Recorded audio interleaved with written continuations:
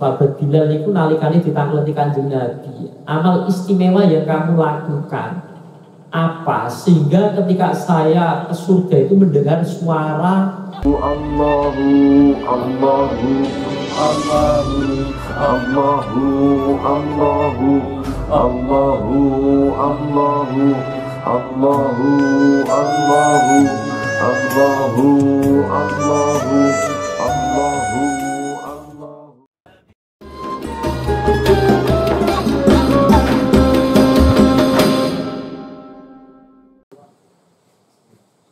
Al-Fatihah. Alhamdulillahi minasyaitonir rajim. Bismillahirrahmanirrahim. Alhamdulillahi rabbil alamin.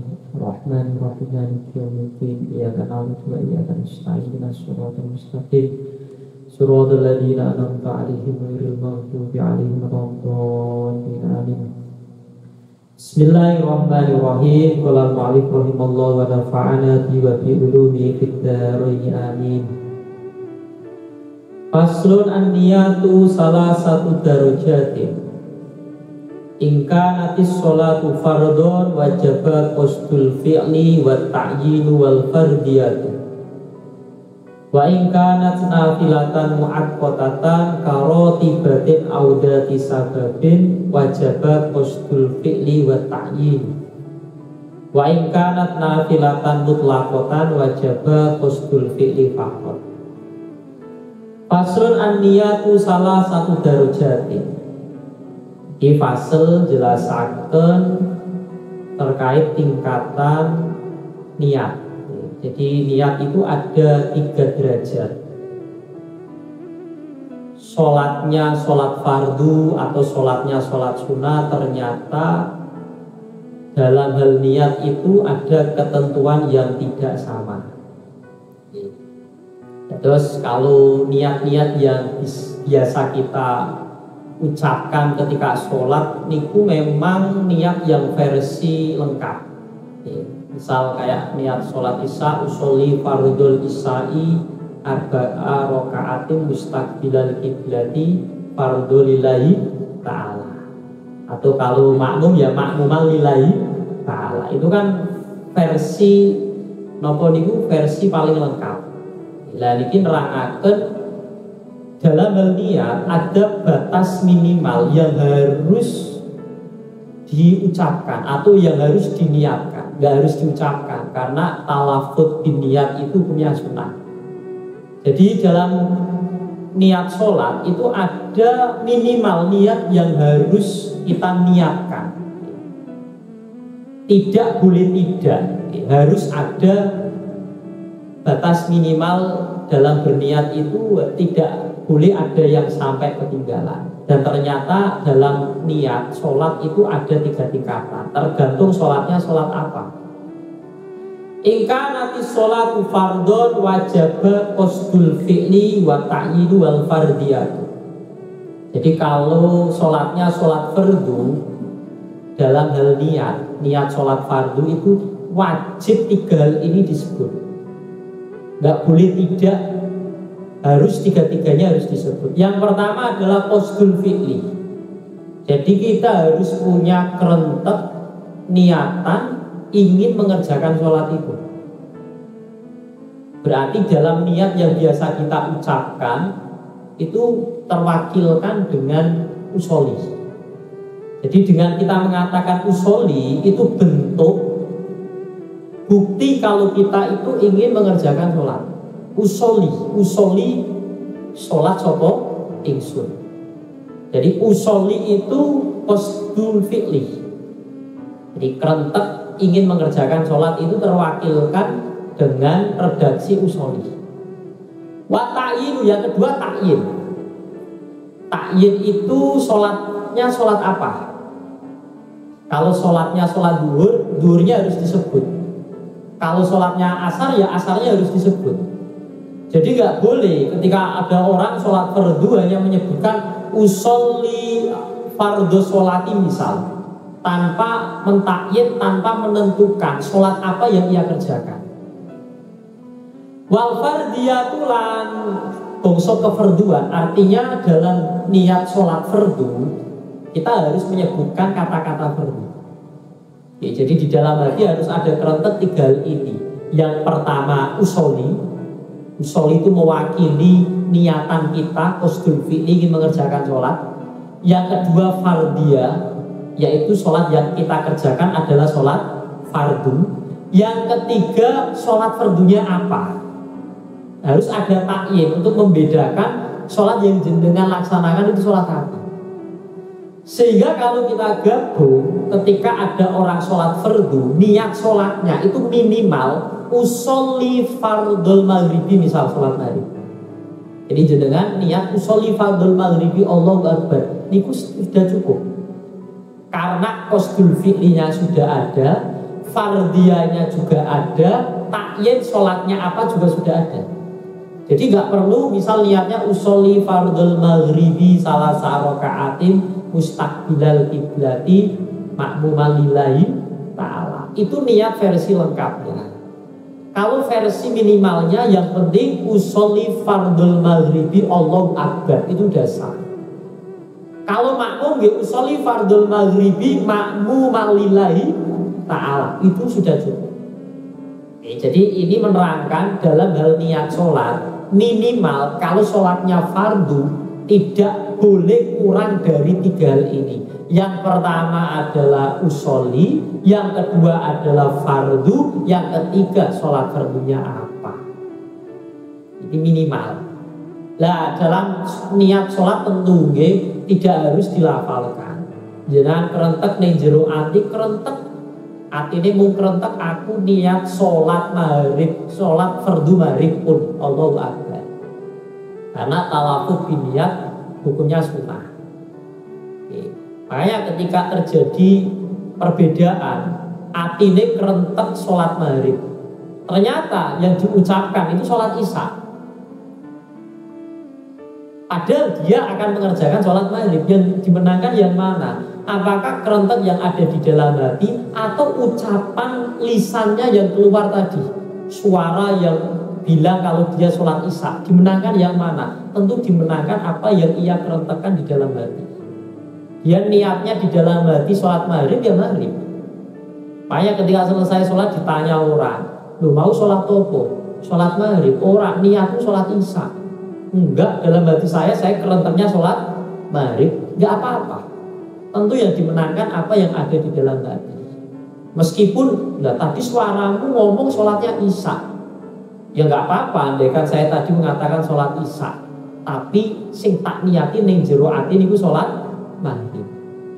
Jadi ini kalau sholatnya sholat fardu tidak boleh kurang dari 3 hal ini: qasdul fi'li, al-fardiyah, dan ta'yin. 3 hal ini harus ada. Wa ikanat nafilatan muakkotatan. Sekarang sholatnya sholat sunnah. Nah, sholat sunnah itu ada sholat sunnah yang memiliki waktu. Contohnya kayak kemarin nih, sholat sunnah rawatib yang kita bahas Jumat kemarin. Itu kan punya waktu. Jadi, punya waktu. Sholat duha juga punya waktu. Sholat witir juga punya waktu. Itu contoh sholat sunnah yang memiliki waktu. Kalau tibatin kaya sholat rotib, kaya sholat rawatib, sholat yang mengiring-iringi sholat fardu, sholat qobliyah atau sholat ba'diyah, itu sholat-sholat yang memiliki waktu. Audati sababin, atau sholat yang memiliki sebab. Jadi sholat sunnah ini bukan sholat yang memiliki waktu tertentu, tapi sholat sunnah ini dianjurkan untuk dikerjakan gara-gara ada sebab tertentu. Contohnya nopo? Sholat gerhana. Sholat gerhana itu kan disunahkan karena ada sebab terjadi gerhana. Ya meskipun ya tetap ada waktunya. Waktunya kapan? Ya selama gerhana itu masih ada. Sholat tahiyatul masjid. Sholat tahiyatul masjid itu kan disunahkan untuk orang yang masuk ke dalam masjid. Meskipun ya ada batasnya. Ketika sudah duduk di dalam masjid, berarti sudah hilang kesunahan sholat tahiyatul masjid. Tapi sebabnya gara-gara masuk ke dalam masjid. Jadi misalnya orang, orang masuk ke dalam masjid, sholat tahiyatul masjid, terus keluar lagi, masuk lagi, tetap disunahkan sholat tahiyatul masjid. Karena kesunahan ini itu disebabkan setiap orang itu masuk ke dalam masjid. Makanya ketika jenengan besok kan, ini kan malam Jumat, besok hari Jumat, jenengan Jumatan masuk ke dalam masjid, ya udah jenengan sunnah sholat tahiyatul masjid. Loh, khotibnya wis khotbah ya nggak apa-apa. Jadi sholat sunnah yang masih disunahkan meskipun khotibnya sudah khotbah itu sholat tahiyatul masjid. Tapi sholatnya sing cepet, mboten usah suwe, sing cepet wae. Kersane napa saged nanti dilanjutkan mendengarkan khotbahnya khotib. Tapi nek jenengan kok pas saya khotbah jenengan tidak di dalam masjid, misal di luar masjid, ya nggak usah sholat, udah dengarkan saja. Karena apa? Karena nggak ada kesunahan sholat tahiyatul masjid. Itu sholat yang memiliki nomor sebab. Sholat sunnah wudhu sama. Sholat sunnah wudhu itu kan karena ada sebab ia selesai melaksanakan wudhu. Ini wiridane sinten niku Bilal, sahabat Bilal niku nalikane ditangkleti Kanjeng Nabi. Amal istimewa yang kamu lakukan apa sehingga ketika saya ke surga itu mendengar suara apa gini, cara temen itu kresek sandal, apa gini, suara itu loh, suara sandal itu loh ketika melangkah kan ada srek-sreknya itu. Itu kerungu suara Kanjeng Nabi itu mendengar suara kresek-kreseknya sandalnya sahabat Bilal. Jawabannya sahabat Bilal, ya saya nggak punya amal istimewa tertentu Kanjeng Nabi, kecuali saya itu punya kebiasaan setelah saya wudhu itu saya sholat sunnah wudhu 2 rakaat. Nah misal jenengan tanggal ya waktunya kapan? Ya waktunya setelah wudhu. Saya mengatakan ya sampai kapan? Ya sampai kira-kira orang itu sudah dianggap ikrot, sudah dianggap berpaling, tidak punya niatan melakukan sholat setelah wudhu. Ini sholat sunnah wudhu ini jadi wiridannya atau kebiasaannya sahabat Bilal. Itu istimewanya ini sampai suara srek-srek sandalnya itu kedengaran oleh Kanjeng Nabi di surga. Nah saat ini misalkan sholatnya sholat sunnah, baik sholat sunnah yang memiliki waktu atau sholat sunnah yang memiliki sebab tertentu. Dalam hal niatnya minimal apa? Wajibah qasdul fi'li wa ta'yin. Ada 2 hal. Yang pertama dia harus ada qasdul fi'li atau usoli. Yang kedua harus ada ta'yin. Ta'yin itu sholatnya sholat sunnah apa? Jadi nggak ada keharusan menyebutkan sunnah. Yang penting sunnahnya apa? Misal sholat duha berarti cukup usoli duha Allahu Akbar. Misal sholat sunnahnya witir usoli, misal usolil witro cukup. Tidak harus ada embel-embel kata sunnah. Tidak harus ada embel-embel berapa rakaat, kemudian mustaqbilal kiblati atau mustaqbilal ka'bati, itu nggak harus. Minimal ada qasdul fi'li dan ada ta'yin. Ta'yin itu untuk membedakan sholat sunnah yang dikerjakan itu sholat sunnah apa. Jadi itu kalau fardu minimal ada 3 hal, usoli, fardo, sama apa, duri, asar, maghrib disebut. Kalau sholat sunnah yang memiliki waktu atau sebab minimal 2, usoli sama apa, sunnahnya apa, usoli duha, usoli witro, usoli tahajud misal, atau usoli hajat, terserah. Wa ikana nafilatan mutlaqan wajibah qasdul fi'li faqat. Lah saiki nek salat sunahnya mutlak. Salat sunah mutlak itu salat sunah yang tidak dibatasi oleh waktu dan juga tidak ada sebab. Pokoknya pengen wae salat sunah.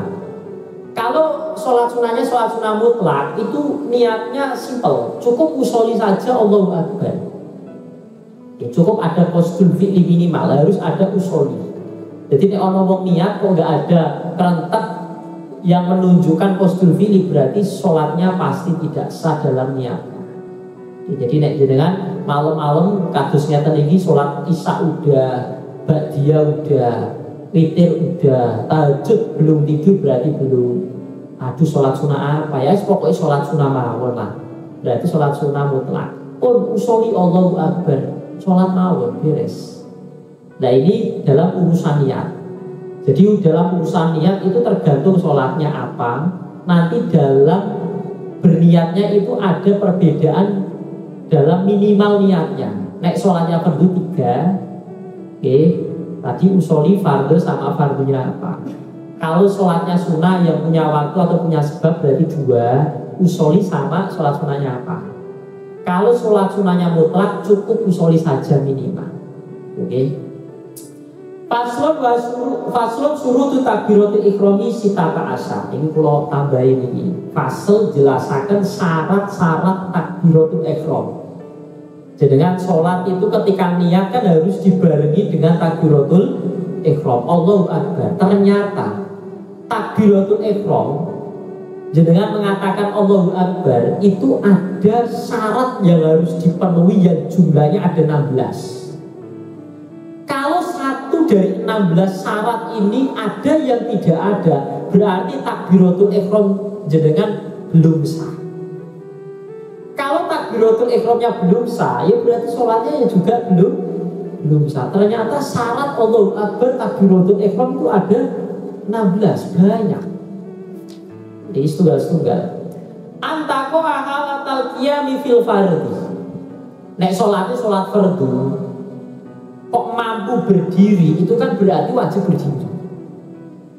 Dan takbiratul ihram bagi orang yang sholat fardu yang mampu berdiri, takbiratul ihramnya harus dalam keadaan berdiri.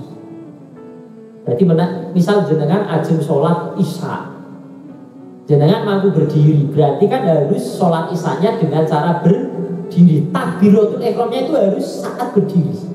Jadi nggak boleh sebelum berdiri masih duduk terus Allahu Akbar, nggak boleh. Jadi Allahu Akbarnya harus dalam kondisi berdiri. Insya Allah jenengan ini sudah semua. Kecuali kalau misal ada orang yang sholat fardu meskipun fardu dia nggak mampu berdiri. Kalau nggak mampu berdiri kan boleh dikerjakan dengan duduk.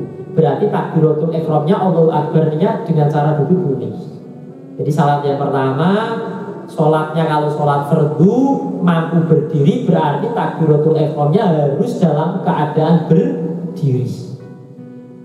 Wa takuna bil arabiyyah. Yang kedua, syarat yang kedua, takbiratul ihramnya harus menggunakan bahasa Arab. Harus Allahu Akbar. Harus menggunakan bahasa Arab jika mampu. Ini masih ada kata-kata jika mampu. Berarti kalau misal ono wong Islam anyaran kon maca Allahu Akbar ora teyeng, tidak mampu, sanggupe mong Allah Maha Besar, itu boleh. Andai kan tidak mampu Allahu Akbar, berarti boleh Allah Maha Besar, tapi yo insya Allah yo bisa, okay? Jadi meskipun Islam anyaran kon ngomong Allahu Akbar yo mampu, okay? Tapi andekan tidak mampu boleh diterjemah pakai bahasa Indonesia monggo, bahasa Jawa yo monggo. Yang penting terjemahan dari Allahu Akbar. Syarat yang kedua, okay? Kalau mampu bahasa Arab harus menggunakan bahasa wa takuna bilafdil jalalati wa bilafdi akbar. Syarat nomor 3 dan nomor 4, takbiratul ihram harus terdiri dari 2 kata. Yang pertama harus lafzul jalalah Allah, yang kedua harus kata akbar. Jadi nggak boleh diganti dengan kata yang lain. Misal kata Allahnya diganti Ar-Rahman, Ar-Rahmanu akbar, nggak boleh. Ar-Rahimu akbar, nggak boleh, harus Allah.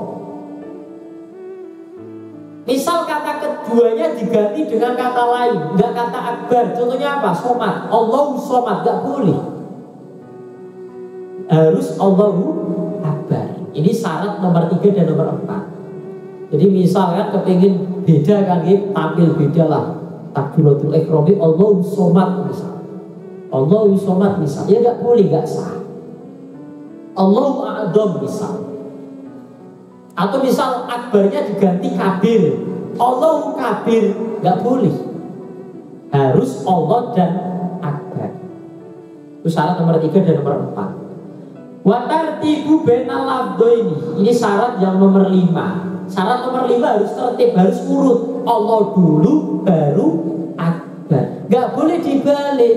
Akbar Allah, nggak boleh. Harus urut, Allah dulu baru akbar. Kalau ini insya Allah jenengan semua udah memenuhi, mesti urut. Karena awit cilik diwarai yo jenenge takbiratul ihram yo Allahu akbar. Wa alla yamudan zatal jalalati. Ini syarat nomor 6. Tidak diperbolehkan lafal Allahnya hamzahnya dipanjangkan. Misal takbir Allahu akbar, Allah nggak boleh. Kalau panjang berarti kayak ada hamzah istifhamnya. Hamzah istifham itu hamzah yang digunakan untuk bertanya. Kayak itu orangnya Allahu akbar ngomong apakah Allah itu maha besar. Akhirnya bertanya. Jadi nggak boleh, nggak boleh. Hamzah yang ada di lambung jalalanya nggak boleh dipanjangkan.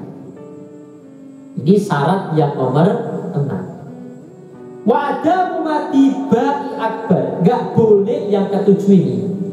Ba yang ada di lafal akbar nggak boleh dipanjangkan. Allahu akbar misal, ba-nya panjang nggak boleh. Karena kalau ba-nya panjang itu nanti udah beda maknanya.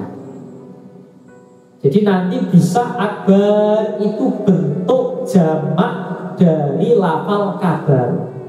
Bentuk jamak dari lafal kabarun. Kabarun itu maknanya at-tablu al-kabir. Apa nggih? Maknanya gendang sing gedhe. Gendang sing gedhe itu apa? Pokoknya ini orang terbangan si gendang sing gedhe banget itu. Oh, nak malah Allah gendang sing paling sing gedhe banget misal. Atau misal napa niku di kasro hamzahnya misal. Ini malah artinya khair. Nama lain dari khair. Allahu Ikbar misal, Allahu Ikbar misal, dia malah gak boleh. Jadi ya harus Allahu Akbar, gak boleh banyak itu dipanjangkan. Soalnya kadang kan orang ngomong sing bikin apa nih pengen tampil beda kan, takbiratul ihramnya itu dalam menyebutkan akbarnya itu kadang beda, kadang lafzul jalalanya beda. Wis cukup gerakan tangannya wae sing beda gak masalah. Kan enten sih nggih macam-macam kan nggih. Ono sing Allahu Akbar tangane pas sak ngisore kuping. Ono sing simpel ngoten Allahu Akbar ngeten. Ono sing kadang ngeten-ngeten, ono sing rada nopo niki kaya wong nopo niki lara weteng nggih kan ya. Tangane jane sih ora perlu minggir-minggir banget. Digeser sedikit aja dari tengah. Ya ora perlu kados ngeten kados wong ngempet lara mah ngono nggih. Itu kan ben ketok khusuk ya kan, misalnya ketok bawali misal. Ya nggak perlu seperti itu nggih. Geser sedikit aja itu sudah cukup nggih.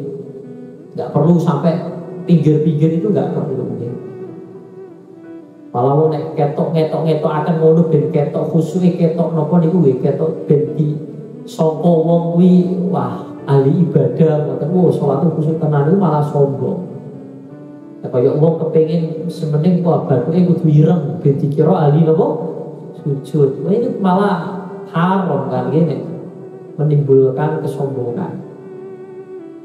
Sing biasa-biasa mawon kan kadang ada itu yang sengaja terus digesek-gesek ke bathuke ben enten bekase. Wa alla yushaddida alba. Ini yang syarat yang ke-8. Nggak boleh lafal akbar baknya ditasjid. Berarti jadinya gimana? Nek ditasjid berarti ya kafnya ya harokat. Allahu akbar misalnya. Itu nggak perlu kayak Allah apa kabar malah jadinya. Allahu akbar itu nggak boleh. Kalau kayak ini kayaknya kalau syarat yang nomor 7 ini kayaknya jenengan enggak, aman insyaallah. Cuma tadi kadang dalam membaca mat tadi loh, Allah kadang itu ada. Atau misal Allahu Akbar itu kadang ada, tapi kadang mungkin jarang. Yang ada banyak ini. Wa alla yazida wa sakinatan au mutaharrikatan bainal kalimatain. Antara dua kalimat Allah dan Akbar itu nggak boleh ditambahi wawu yang sukun atau wawu yang berharokat. Kan sering kadang orang itu ketika takbir Allahu Akbar kan gitu, bunyinya panjang kan enter kan gitu, Allahu Akbar nggak boleh. Atau wawunya di fathah Allahu Akbar, ini juga nggak boleh. Jadi Allahu Akbar nggak boleh, Allahu Akbar enter wawu sing berharokat juga tidak boleh. Ini kadang orang itu nggak sengaja Allahu Akbar, ini nggak boleh, Allahu Akbar juga tidak boleh. Wa alla yazida wawan qoblal jalalati, dan tidak boleh menambahi wawu sebelum lafal jalalah. Lafal jalalah itu Allah. Jadi misal Allahu Akbar, Allahnya ditambahi wawu, jadinya apa? Wallahu Akbar, juga nggak boleh. Jadinya wawu apa? Wawu atofkan dengan apa yang jadinya? Nah, ini nggak sah, ya, takbirnya nggak sah. Wa alla yaqifa baina kalimatai takbir wa fatan tawilatan wala qasiratan. Terus yang seterusnya, ini syarat yang nomor 11, antara lafal jalalah Allah dan lafal akbar tidak boleh ada jeda yang panjang. Jadi Allahu menang rodok suwe baru nopo akbar, itu nggak boleh.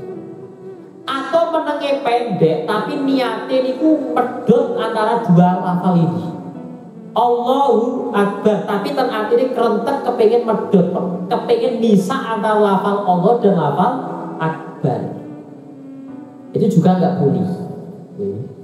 Tapi misal ini ya, misal antara Allah dan akbar itu terpisah oleh nafas. Misal gitu, takbir Allahu, ya kan, mengambil apa? Nafas baru akbar, itu masih boleh, ya kan. Jadi meneng-menengi dalam rangka ngambil nafas misalnya itu boleh.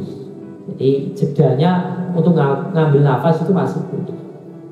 Terus ini juga ini mungkin ada yang tidak memenuhi ini. Wa ayyusmi'a nafsahu jami'a hurufiha. Syarat nomor 12, nek pas takbiratul ihram, orang yang takbir itu harus mendengar takbirnya sendiri. Jadi jenengan usahakan kali-kali takbir suaranya jenengan itu rodok banter ben awake dhewe krungu.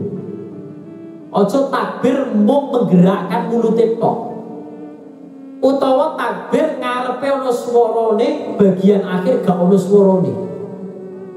Misal Allahu Akbar itu gak ono suarane, itu gak jadi. Allahu Akbar, ya misal bar itu gara-gara nafasnya mau habis misal. Jadi ada keharusan harus mendengarkan. Jadi dia itu memberikan pendengaran kepada dirinya sendiri tentang Allahu Akbar yang ia baca.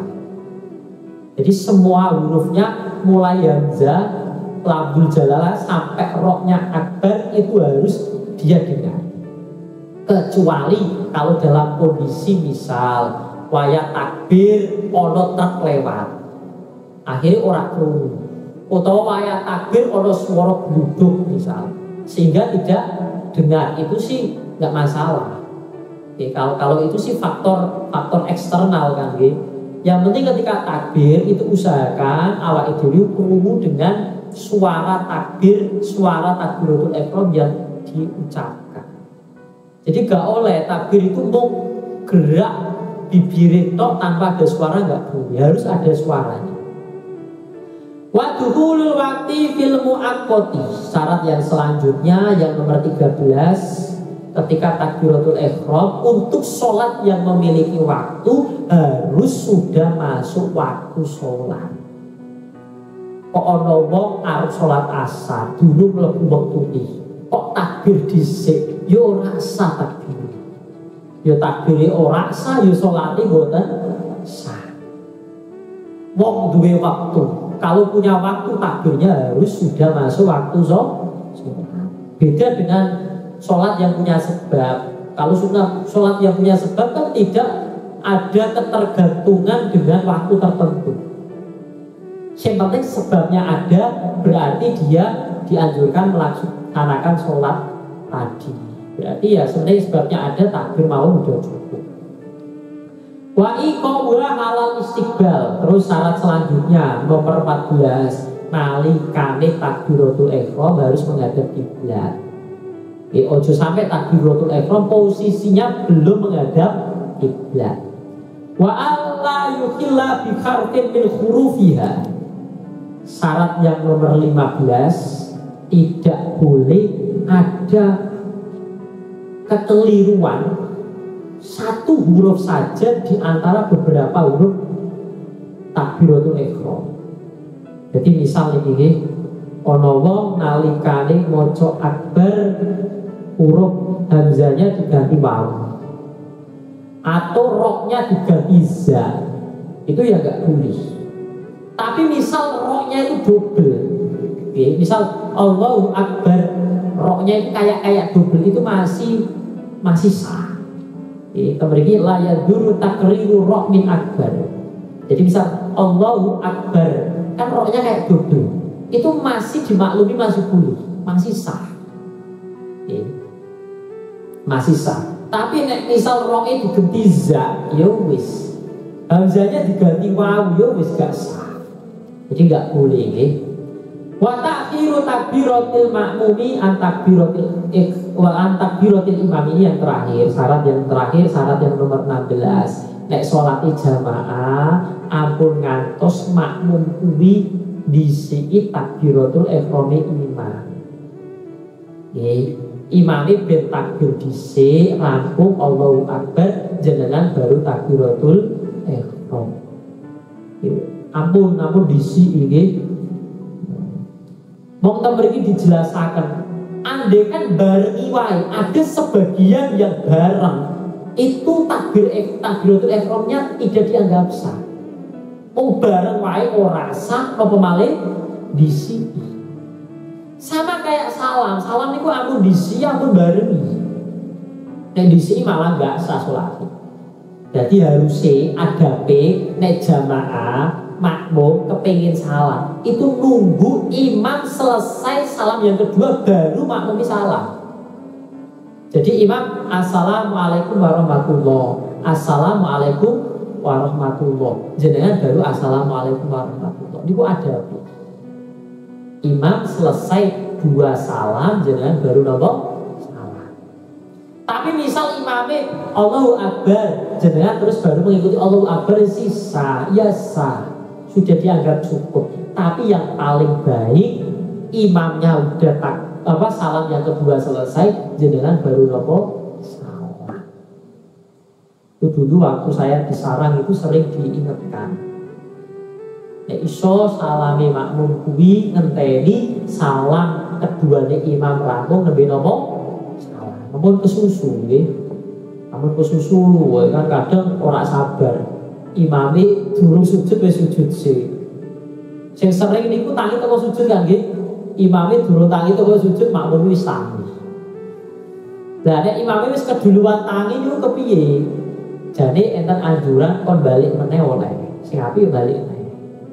Misal ngenteni sih tidak sampai membatalkan. Di sini satu rukun sih nggak sampai membatalkan. Tapi yo ada wong Kanjeng Nabi peseni ojo geman dadi wong sing seneng nalikane salat jamaah disiki gerakane napa? Imam. Jadi sabar ya, imame riyen nembe napa? Makmum. Lah termasuk niku wau nggih. Fadilahe wong sing iso salat jamaah 40 wektu. 40 wektu niku berarti 8 dina. 8 dina salat jamaah ora pernah ketinggalan takbiratul ihram imam. kuwi dadekaken tiyang niku angsal dua keistimewaan. Asal baro'atani, dapat dua pembebasan. Yang pertama baro'atun minan nifaq, yang kedua baro'atun minan nar. Yang pertama dia akan terbebaskan dari sifat kemunafikan. Yang kedua akan dibebaskan dari api neraka.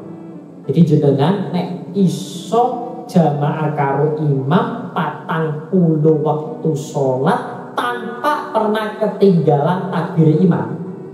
Artinya sebelumnya imam takbir jenengan pun standby di belakangnya. Imamnya takbir Allahu Akbar terus jenengan takbir Allahu Akbar.